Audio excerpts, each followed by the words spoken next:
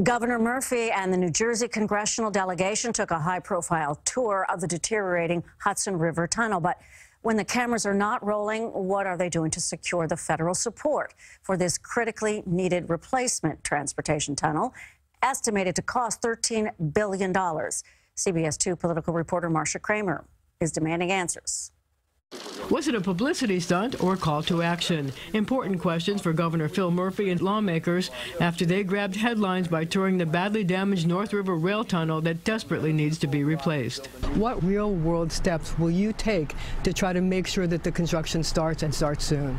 The biggest thing we could do is the Democrats retaking the House. Governor Murphy apparently not anxious to answer that question, cutting off his response to mark a milestone for the Assembly Speaker. Happy birthday to you. But I persisted. So, Governor, will you go to Washington? Will you meet with the President? Will you meet with the Transportation Secretary? Will you do a video? Will you coordinate with Governor Cuomo? What are you going to do? We're well coordinated with Governor Cuomo. I've met with the President and the Transportation Secretary, and we're likely to do that again. Governor Cuomo made a video of the decaying 100-year-old tunnel damaged by Superstorm Sandy that connects New York and New Jersey, sent it to President Trump, and then met with him. What about Murphy? Do you feel frustrated that the President doesn't seem to agree? I'm very frustrated. So what do you want to say to him? I've said what I've said publicly. Can I get by here? I'll say to him privately what I've said publicly. The logic is overwhelming.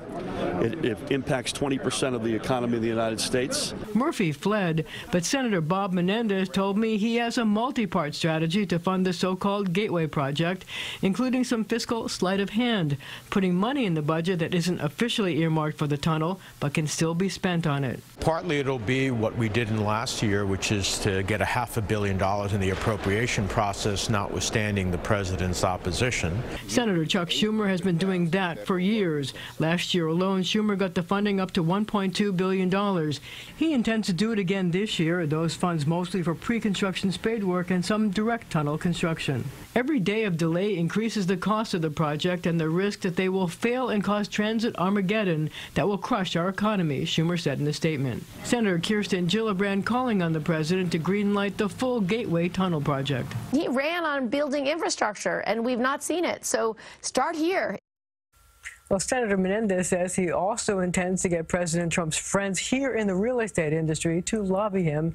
And there are some other things that can be added to the appropriations bill. Dana. Marcia, thank you.